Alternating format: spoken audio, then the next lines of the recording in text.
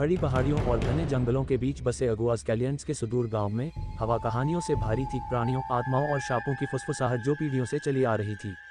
हालांकि एक नाम ने गांव को दूसरों की तुलना में अधिक परेशान किया, यक्षिणी।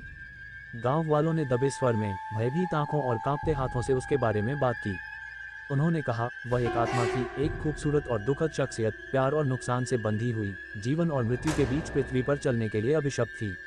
सैंटियागो को हमेशा पुरानी कहानियों पर संदेह रहा था। 22 साल का एक युवा, वह व्यवहारिक, जमीन से जुड़ा हुआ और अंधविश्वासों में कोई दिलचस्पी नहीं रखता था। लेकिन जिस रात वह उससे मिला, सब कुछ बदल गया। वह शरद ऋतु की एक मधुर शाम थी जब सैंटियागो जंगल में शिकार करने के लिए गांव से बाहर निकला। पेड़ मौसम के बोझ से भारी थे, उनकी पत्तियां नारंगी और लाल रंग की शानदार छटा में बदल रही थीं। सैंटियागो पहले भी कई बार बाहर जा चुका था, लेकिन ये दिन अलग था। वह इस एहसास से उबर नहीं सका कि कोई उसे देख रहा है। जैसे जैसे वह जंगल की गहराई में चला गया, उसके चारों ओर की दुनिया में सन्नाटा छा गया। झाड़ियों में जानवरों की सामान्य सरसराहट खत्म हो गई थी, उसकी जगह एक बेचैन कर देने वाली शांति ने ले ली थी। उसने घबराहट से इधर उधर देखा, उसकी इंद्रियां सतर्क थीं। लेकिन जब तक वह शाम की धुंधली रोशनी में नहाकर एक साफ स्थान पर नहीं पहुंचा, तब तक उसने उसे नहीं देखा। वह समाशोधन के केंद्र में एक प्रेत की तरह खड़ी थी, उसके लंबे काले बाल आधी रात की नदी की तरह बह रहे थे। उसकी पोशाक बर्फ की तरह सफेद, हवा में हल्के से लहरा रही थी, और उसकी त्वचा एक अप्राकृतिक चमक से चमक रही थी। उसकी आंखें दूर और खाली होने के बावजूद उसे भेदती हुई लग रही थीं, और वह अपनी रीढ़ की हड्डी में एक ठंडी सिहरन महसूस कर सकता था। सैंटियागो का दिल उसके सीने में जोर से धड़क रहा था और एक पल के लिए उसने भागने का सोचा, लेकिन किसी चीज ने उसे अपनी जगह पर रोके रखा, उसके सीने के अंदर कुछ गहराई तक। महिला नहीं, आत्मा धीरे से बोली, उसकी आवाज पेड़ों के बीच से फुसफुसाती हवा की तरह भयावह थी। तुम आए, उसने कहा। उसका स्वर न तो स्वागत करने वाला था और न ही धमकी देने वाला, बल्कि डैक और लालसा से भरा हुआ था। सैंटियागो ने जोर से निगल लिया, उसकी आवाज उसके गले में अटक गई। आप कौन हैं? वह पूछने में कामयाब रहा, हालांकि यह सवाल हवा में लटका हुआ लग रहा था, उसकी सुंदरता और रहस्य के सामने महत्वहीन था। मैं यक्षिणी हूँ, उसने जवाब दिया, उसकी आवाज मुश्किल से फुसफुसाई थी। मैं खोए हुए प्यार की आत्मा हूँ। जैसे ही सैंटियागो के शब्द उसके कानों में पड़े, उसके शरीर में एक ठंडक सी दौड़ गई। उसने ये नाम पहले भी सुना था, बुजुर्गों द्वारा बताई गई कहानियों में। यक्षिणी एक ऐसी महिला थी जिसे बहुत पहले गांव के एक आदमी से प्यार हो गया था, लेकिन उनके प्यार को हराम कर दिया गया था। उससे किसी और से वादा किया गया था, और जब वह गुप्त रूप से अपने सच्चे प्यार से मिलने गई, तो त्रासदी हुई थी। उसके प्रेमी को उन्हीं लोगों ने मार डाला था जिन्होंने उनके मिलन पर रोक लगा दी थी, और उसके डेक में यक्षिणी ने खुद को नदी में फेंक दिया था, कभी वापस नहीं लौटने के लिए। लेकिन वह लौट आई थी, जंगल में बंधी हुई, उस स्थान पर जहां उसका प्यार मर गया था, अनंत काल तक भटकने का श्राप मिला था।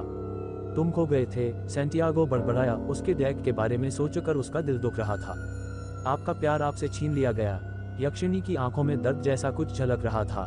मैं अभी भी उस प्यार से इस धरती से बंधा हुआ हूँ। मैं आगे नहीं बढ़ सकता, मैं आराम नहीं कर सकता।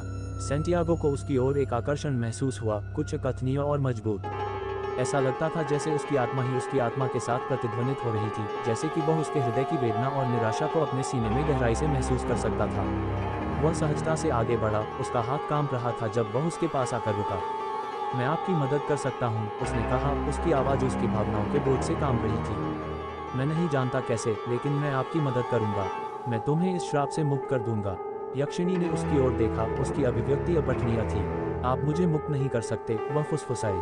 मेरा प्यार बहुत पहले ही खो चुका है। जो किया गया है उसे पूर्ववत करने का कोई तरीका नहीं है। लेकिन सैंटियागो ने हार मानने से इनकार कर दिया। वह रात दर रात उससे मिलने जाता था, एक पतंगे की तरह आग की लपटों की ओर खींचता चला जाता था। उन्होंने घंटों बातें की और उनकी उपस्थिति में उन्हें शांति और पीड़ा दोनों महसूस हुई। जैसे जैसे दिन हफ्तों में बदल गए, सैंटियागो की यक्षिणी के लिए भावनाएं बढ़ती गईं। उसे एहसास होने लगा कि उसका दिल अब उसका नहीं रहा।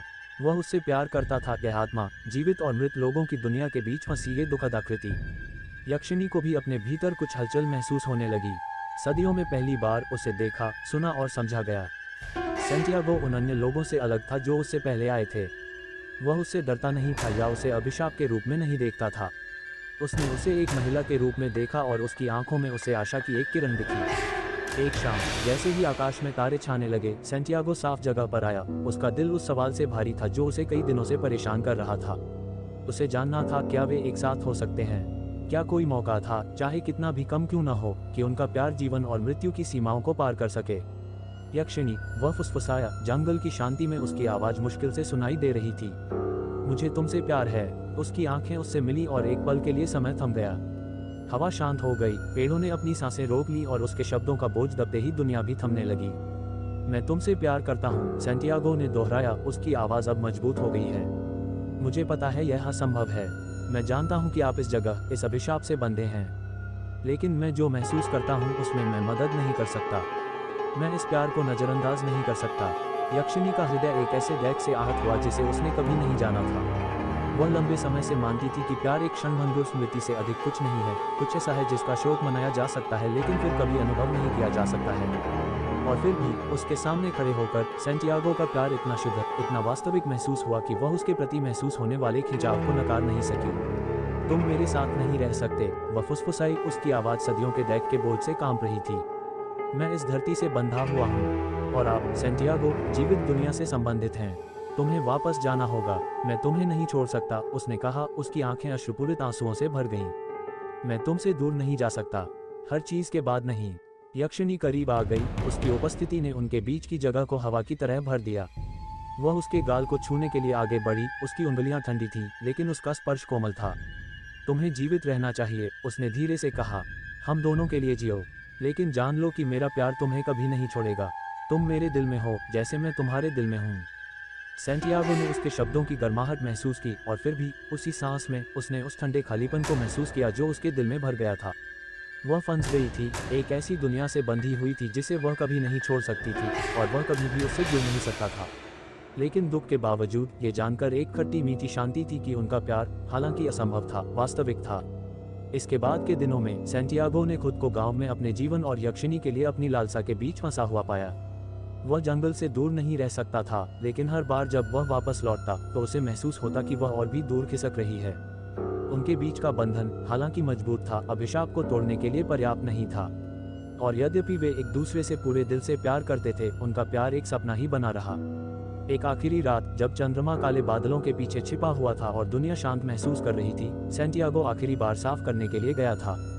वह उस स्थान पर खड़ा था जहां वे पहली बार मिले थे, उसकी उपस्थिति को करीब से महसूस कर रहा था, लेकिन वहां तक नहीं। यक्षिणी उसके सामने प्रकट हुई, उसकी आकृति धुंधली और पारभासी थी, मानो हवा ही उसे दूर खींच रही हो। मुझे जाना चाहिए, वह फुसफुसाई, उसकी आवाज़ धीमी, गूंजती हुई थी। नहीं, सैंटियागो ने विनती की, उसका दिल टूट गया। मुझे मत छोड़ो, मुझे करना होगा, उसने कहा, एक आंसू उसके गाल पर फिसल गया। मैं इस दुनिया में नहीं रह सकता, मेरा ऐसा कभी इरादा नहीं था। सैंटियागो उसके पास पहुंचा, लेकिन उसका हाथ धुंध की तरह उसके बीच से गुजर गया। तो फिर हमारा क्या होगा? तुम जीवित रहोगे, सैंटियागो। तुम्हें फिर से प्यार मिलेगा, जीवित दुनिया में। और मैं तुम्हारा इंतजार करूंगा, अपने दिल में, मैं हमेशा इंतजार करूंगा। एक अंतिम, लंबी नजर के साथ यक्षिणी धुंध में लुप्त हो गई, जिससे सैंटियागो समाशोधन में अकेला खड़ा हो गया, उसका दिल प्यार और नुकसान से भारी हो गया। उस दिन के बाद से सैंटियागो ने पूर्ण जीवन जिया, लेकिन यक्षिणी की याददाश्त ने उसका साथ कभी नहीं छोड़ा। कभी कभी, सबसे शांत क्षणों में, वह उसकी उपस्थिति को अपने पास महसूस करता था, और वह मुस्कुराता था, ये जानकर कि यद्यपि उनका प्यार वर्जित था, ये सच है, अमर, भले ही वे कभी एक साथ नहीं हो सकते। और जंगल के सबसे गहरे हिस्सों में यक्षिणी की आत्मा अभी भी इंतजार कर रही है, उसका प्यार अमर है। एक शांत अनुस्मारक है कि दुनिया के सबसे अंधेरे कोनों में भी प्यार कायम रह सकता है, जीवन से परे, मृत्यु से परे।